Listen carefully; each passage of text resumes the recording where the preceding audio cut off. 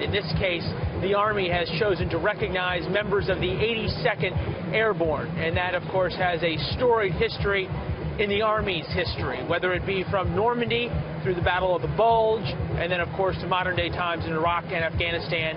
The members of the 82nd has answered the call so many times. And here to talk about that a little bit and what this means, this game means, First Sergeant Eric Salvo, Airborne Ranger with the 82nd. Good to see you, sir. Thanks for being here. Thank you very much for having me.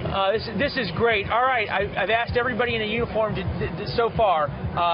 Navy's won 14 years in a row. Yes. Is this Army's year? Absolutely.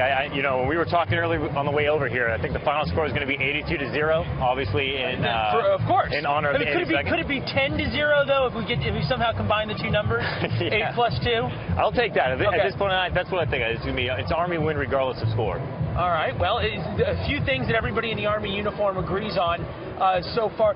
Give us a sense of what it means at the Army-Navy game for your division, for the 82nd, to be honored in such a way. Wow. I mean, it's an incredible feeling. What did you guys do to earn it? I mean, come on. Well, number one, we're the best unit in the world. It's not only are we the now, greatest. Is everybody I don't think everybody in Army uniform is going to agree with that. Probably not, but I mean, the facts speak for themselves. You know, we have a very storied history. We have multiple Medal of Honor winners. We're serving in over 150 different countries. I mean, again, the facts speak for themselves. This is the greatest division in the history of the Earth. So. Well, and when the Commander-in-Chief is called so many times, the 82nd has answered that call. It's fascinating though, because it's West Point versus Annapolis, but in a way there's this Army versus Navy rivalry, and it doesn't matter whether you went to West Point or not, you're invested in it. No, absolutely, and that's one thing to keep in mind is you know, right now they're student athletes for all intents and purposes. They're about to be officers, but they're student athletes.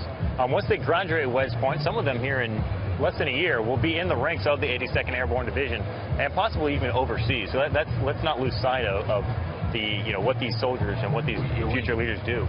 We talked to General Milley about just that issue, Admiral Richardson about the same thing from when it came to the midshipmen, in this concept that as these men who are on the field go out and join the Army or join the fleet, it's tough. 15 years of war has taken its toll.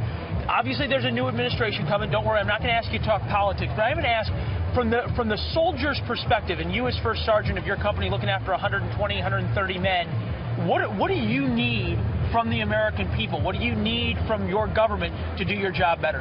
I mean, honestly, we're very humble, and any sort of thankfulness, we accept with supreme gratitude. I mean, the biggest thing I would say is just say thank you. Just say thank you. I mean, that really is more weapons, better technology. What's the?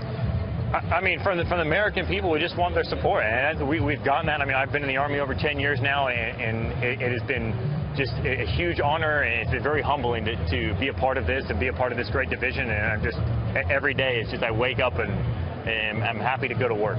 First Sergeant, we appreciate you being here, absolutely, sir. I'm going to give you one opportunity. If you want to do a Go Army Beat Navy, you can. Oh, absolutely. All right, 1, 2, 3. Go Army, beat Navy. That's for Colonel Work.